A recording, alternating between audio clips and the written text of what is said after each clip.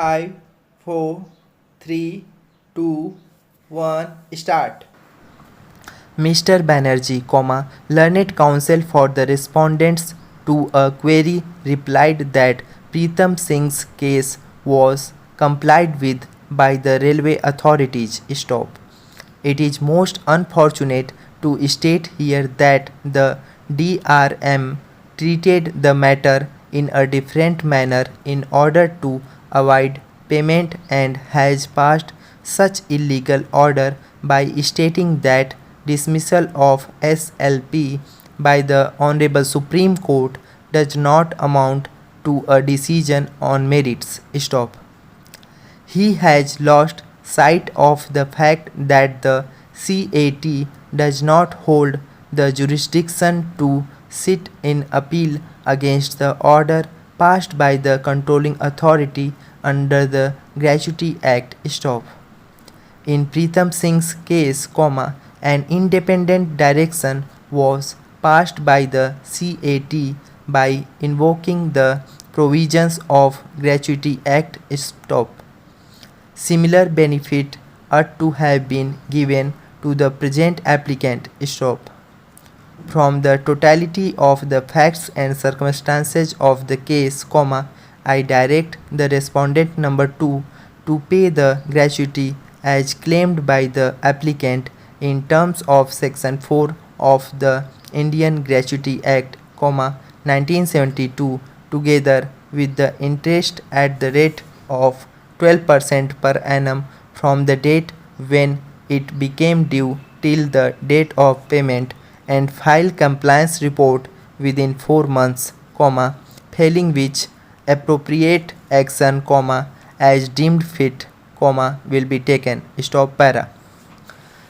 It was urged that in view of Rule 15 within bracket 4 of the 1993 rules, as pension and commuted value thereof are only governed by the Pensions Act, 1871, the matter relating to payment of gratuity could not have been brought within the purview of the 1993 rules. Stop.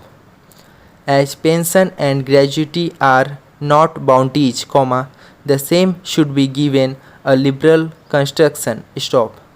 Mr. Banerjee furthermore contended that the decision of the joint consultative machinery to pay 20% DNS allowance in emoluments for the purpose of gratuity being not a decision under a legislative act, the same is subservient to the provisions of the 1972 Act. Stop.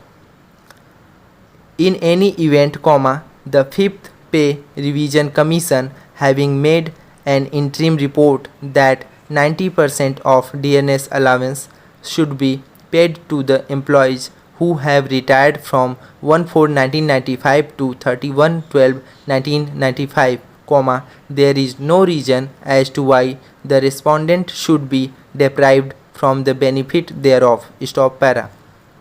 It is well settled that a decision is an authority for what it decides and not what can logically be deduced therefrom. Stop. The decision in Pritam Singh having indisputably not taken into consideration, the exclusionary clause contained in Section 2 within bracket E of the 1972 Act cannot be held to be an authority for the proposition that despite the provisions of the 1993 rules, the 1972 Act would apply in the case of the railway servants. Stop. It is now well settled that if a decision has been rendered without taking into account the statutory provision, the same cannot be considered to be a binding precedent. Stop. This court in Pritam Singh, while exercising its discretionary jurisdiction, might have refused to interfere with the decision. Stop. The same, therefore, did not constitute any binding precedent. Stop. the tribunal and consequently the High Court, therefore, committed a manifest error in holding otherwise.